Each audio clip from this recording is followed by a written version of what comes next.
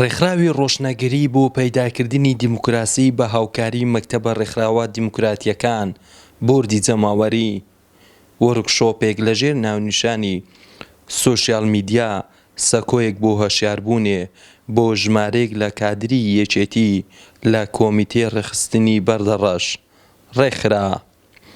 وەرکشۆپەکە لەلایەن عەبدوڕەحمان بابەڕنی سەرۆکی ڕێکخراوەکە پێشکەشکرا.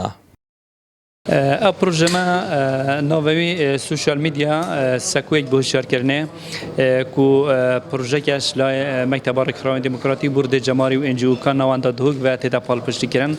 مە هەزر توێ چەندێدا کرد کو سوشیال میدیا ئەڤروکە دەشێت ڕوولێکی گەلێکی باش بگەڕێتن و هۆشیارکردنا خەڵکیدا هەمان دەمدا کو ئەف چالاکیوانە تێدا ژی دەچاوانشێن لایەنێ هەم خۆ پارێزن و هەم خەڵکێکی ژی پارێزن.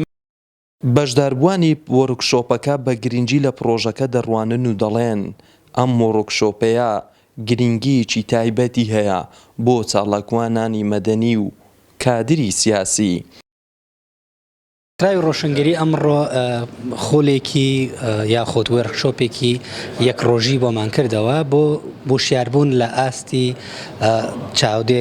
چاودێری سیاسی یاخۆت وەک چالاکوانێکی مەدەنی کە چۆن بتوانین ئێمە وشیاریمان هەبێت بەرامبەر بە سۆشیال میدیا لە حاڵەتی بەکارهێنانی و دروستکردنی ڕایگشتی و تەواو چەند بابەتێکی تری تێر و تەسەڵ لەم مەسەلەیە. جێگەی دەستخۆشیە بۆ مامۆستا عەبدوڕەحمان سوودێکی یەکجار باشمان لێ دیت لە ڕووی سۆشیال میدیا و هۆشیارکردنەوەی کادر و ئەندام و لایەنگرانی یەکێتی نیشتیمانی کوردستان. جێگەی باسی دەستخۆشیەکی گەرم لە مامۆستا عەبدوڕەحمان دەکەین. بەڕاستی وەرکشۆپێکی زۆر باش بوو، سوودێکی یەکجار باشمان لێ بینی.